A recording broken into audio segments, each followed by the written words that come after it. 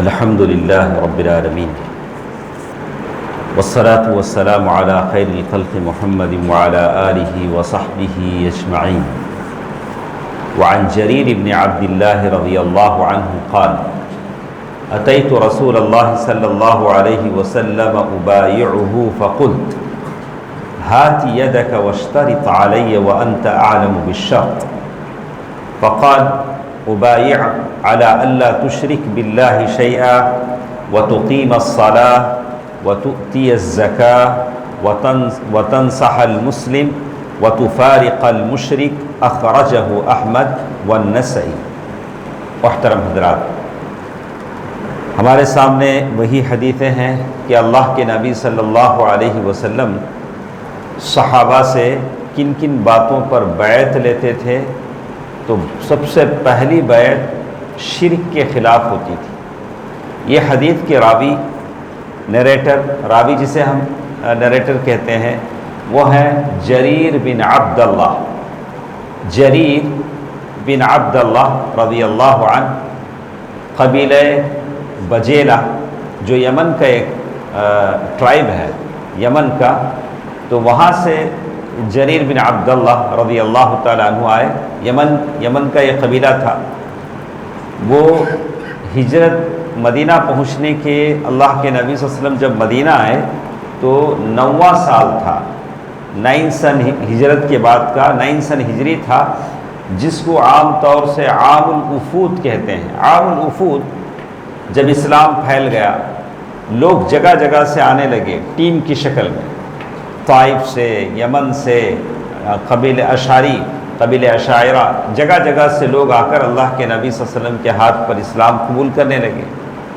تو جریر بن عبداللہ رضی اللہ تعالیٰ عنہ کہتے ہیں کہ میں اپنے قبیلے کے ساتھ جب مدینہ آیا تو راستے میں نے اپنا اونٹ بٹھایا. اپنا جو بیگ تھا اس میں سے میں نے اچھا جوڑا نکالا. تو میں نے اپنا جوڑا پہنا. اللہ کے رسول کے پاس جانا ہے اسلام لانے کے لیے. تو جب مسجد میں پہنچا تو اللہ کے نبی صلی اللہ علیہ وسلم خطبہ دے رہے تھے. تو میں جب گیا تو اللہ کے رسول صلی اللہ علیہ وسلم نے فسلم علیہ، اللہ کے رسول صلی اللہ علیہ وسلم نے مجھے سلام کیا. جریر بن عبداللہ رضی اللہ تعالیٰ عنہ فرماتے ہیں اللہ کے نبی صلی اللہ علیہ وسلم نے مجھے سلام کیا. اب جتنے لوگ بیٹھے تھے سب مجھے دیکھنے لگے، ارے یہ کون اتنا امپورٹنٹ آدمی ہے کہ اللہ کے نبی صلی اللہ علیہ وسلم خطبہ دیتے ہوئے اس کو سلام کر رہے ہیں. تو میرے بازو اور ایک صاحب بیٹھے تھے. میں نے ان سے کہا اللہ کے نبی صلی اللہ علیہ وسلم میرے تعلق سے کچھ بولے کیا؟ تو ہاں، انہوں نے کہا کہ اللہ کے نبی صلی اللہ علیہ وسلم نے آپ کے تعلق سے بولا ہے کہ اس دروازے سے ایک آدمی داخل ہوگا جو اس کی ایسی کوالٹیز ہوں گی. تو انہوں نے اللہ کا شکر ادا کیا. اسی لیے جریر بن عبداللہ رضی اللہ تعالیٰ عنہ کو کہا جاتا ہے یوسف ہذہ الامہ، اس امت کے وہ یوسف ہیں. اتنے خوبصورت، اتنے جسیم، اتنے بہادر جریر بن عبداللہ البجری رضی اللہ عنہ. اور یہ صحابی وہ صحابی ہیں جنہوں نے یمن میں ایک بت تھا، بڑا سا بت، آئیڈل جسے کہتے ہیں، جسے لوگ بناتے ہیں بڑے بڑے بت. تو وہ بت ذی الخلصہ، اس بت کا نام تھا ذی الخلصہ، اور اسے کہا جاتا ہے کعبۃ الیمانیہ. مکے میں جیسے کعبہ تھا ویسے یمن کا کعبہ تھا. یمن میں لوگوں نے بت بنایا تھا کعبے کے مساوی، کعبے کے مقابلے میں. تو اللہ کے نبی صلی اللہ علیہ وسلم نے جریر بن عبداللہ رضی اللہ تعالیٰ عنہ کو بھیجا کہ اسے گرا دو، ڈسٹرائڈ کر دو، اسے بالکل منہدم کر دو. تو جریر بن عبداللہ رضی اللہ تعالیٰ عنہ اپنے ساتھیوں کے ساتھ 150 یا 50 ساتھیوں کے ساتھ نکلے، اور سواری پر بیٹھ نہیں پا رہے تھے، کمزور تھے. تو اللہ کے نبی صلی اللہ علیہ وسلم نے ان کے سینے پر ہاتھ مارا، کہا اللہم ثبت. تو یہ جریر بن عبداللہ البجلی رضی اللہ تعالیٰ عنہ ہیں. وہ کہتے ہیں اتیت رسول اللہ صلی اللہ علیہ وسلم ابایع، میں اللہ کے نبی صلی اللہ علیہ وسلم کے پاس بیعت کرنے کے لیے آیا. کیسے آیا؟ یہ ساری کب آئے؟ یہ ساری باتیں آپ سن چکے ہیں. فقلت، میں نے کہا ہاتھ یدک، اللہ کے نبی صلی اللہ علیہ وسلم آپ کا ہاتھ لائیے، آپ کا ہاتھ لائیے.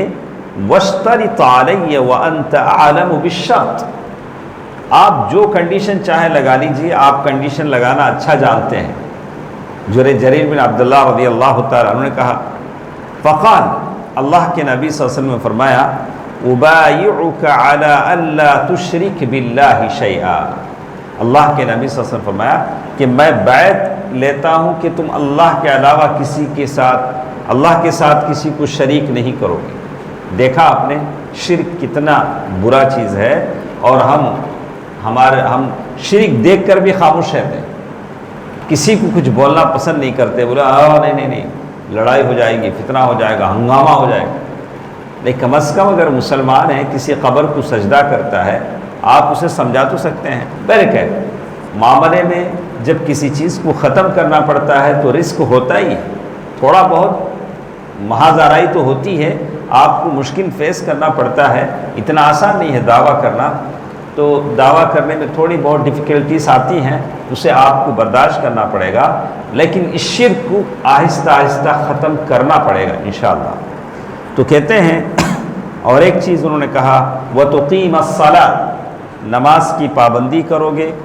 دوسری بات اللہ کے نبی صلی اللہ علیہ وسلم نے دیا، وَتُؤْتِيَ الزَّكَاةَ، زکوٰۃ ادا کرو گے۔ زکوٰۃ تو فرض ہے، وہ غریبوں کا مال ہے، وہ ہمارے مال کا گندگی ہے، نجاست ہے، ہمارا جو پیور مال ہے اس کا جو ویسٹ جو نکلتا ہے وہ زکوٰۃ ہے، وہ زکوٰۃ تو دینا ہی ہے، ہمارے مال کا ویسٹ ہے، اگر وہ ہمارے مال میں رہے تو ہمارے سارے مال کو خراب کر دے گا۔ وَتَنْصَحُ الْمُسْلِمِ، اور مسلمان کے ساتھ خیر خواہی کرو گے، تمہارا جو مسلمان بھائی ہے اس کے ساتھ اچھا کرو گے۔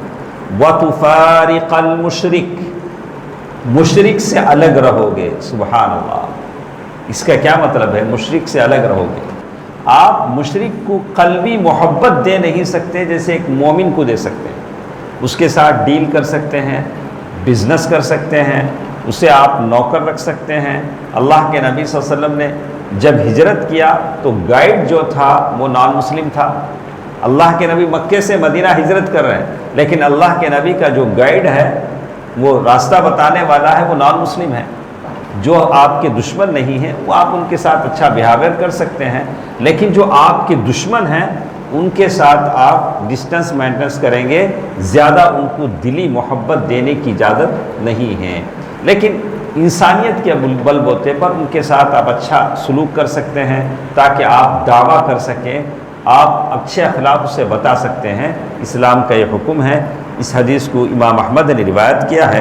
کچھ اور باتیں انشاءاللہ کل کے درس میں ہمارے ساتھ رہیں گی۔ اللہ تعالیٰ بہتر بات سننے اور عمل کرنے کی توفیق دے، آمین۔ والسلام علیکم ورحمۃ اللہ وبرکاتہ۔